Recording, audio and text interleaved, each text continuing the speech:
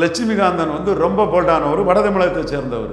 அடி யாருனாலும் பத்திரிகையாளர் போல்டா நொறுக்கி எடுத்துருவாரு. திரையுலகம் சம்பந்தமா அவர் அந்த செய்திகளை கடுமையா அடிச்சு நொறுக்கிடுவார். திரையுலகை சார்ந்தவங்களோட இரட்டை வாழ்க்கையை வந்து அவர் அம்பலப்படுத்துறாரு. NSKயையும் தியாகராஜ பாதரையும் அம்பலப்படுத்துறாரு. இந்த இடத்துக்குள்ள ஒரு நாள் அவர் வந்து கொலை செய்யப்படுறார்.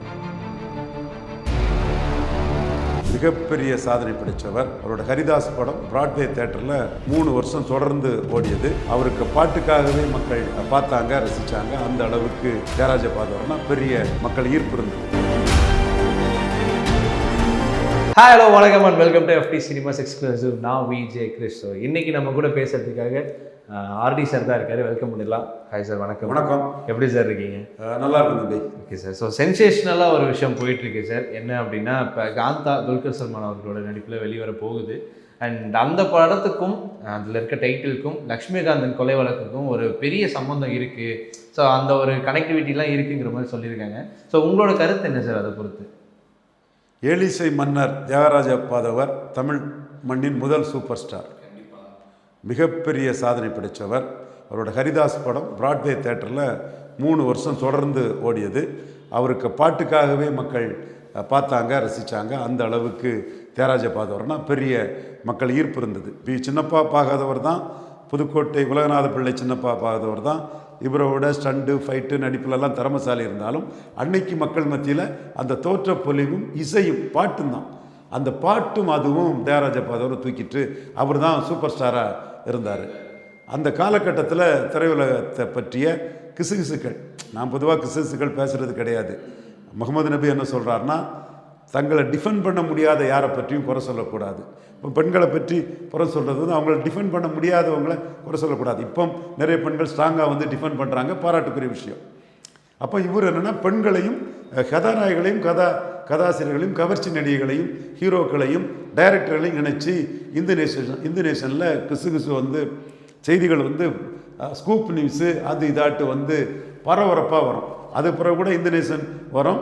இந்த நேஷனில் அது பிறவே நான் நிறைய படிச்சிருக்கிறேன். அதை சொல்லக்கூடாதுன்ட்டு சொன்னால் நல்லா இருக்காது. நீங்களும் படிச்சிருக்கீங்க? நிறைய படிச்சிருக்கேன். நார்வேல் அலெக்சாண்டா ரோட்டில் அந்த பாய் கடையில் போனால் இந்து நேஷன் அது உடனே கொடுத்துருவாப்புல நமக்கு.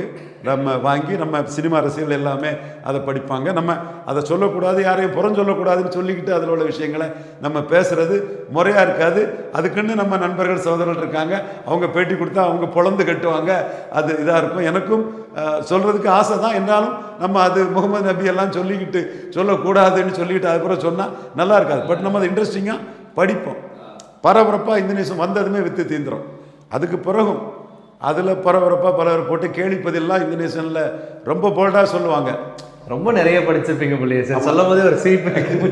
அப்போ லட்சுமிகாந்தன் வந்து ரொம்ப போல்டானவர், வட தமிழகத்தை சேர்ந்தவர். அடி யாருனாலும் பத்திரிகையாளர் போல்டாக நொறுக்கி எடுத்துருவார். திரையுலகம் சம்பந்தமாக அவர் அந்த செய்திகளை கடுமையாக அடித்து நொறுக்கிடுவார். அப்போ திரையுலகை சார்ந்தவங்களோட இரட்டை வாழ்க்கையை வந்து அவர் அம்பலப்படுத்துகிறார். NSKயையும் தியாகராஜ பாதரையும் அம்பலப்படுத்துகிறார்.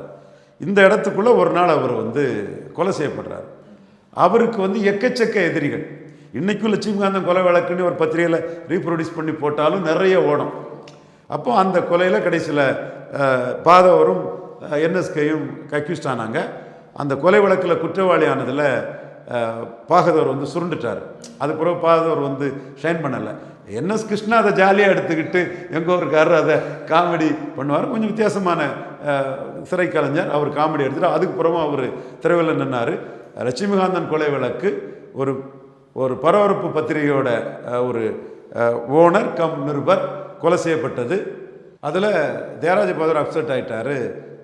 NSK அதை லைட்டாக எடுத்துக்கிட்டு திரையில் வந்தப்புறம் அவருக்கு மார்க்கெட் இருந்தது. இது இன்னும் பரபரப்பாக இதோட செய்திகளை இதுக்குன்னு உள்ள நண்பர்கிட்ட கேளுங்க, அடித்து பிளந்து கட்டுவாங்க. என்றாலும் எனக்கு தெரிஞ்ச விஷயத்த நமது வலைவலிக்காக கூறியிருக்கிறேன். நன்றி.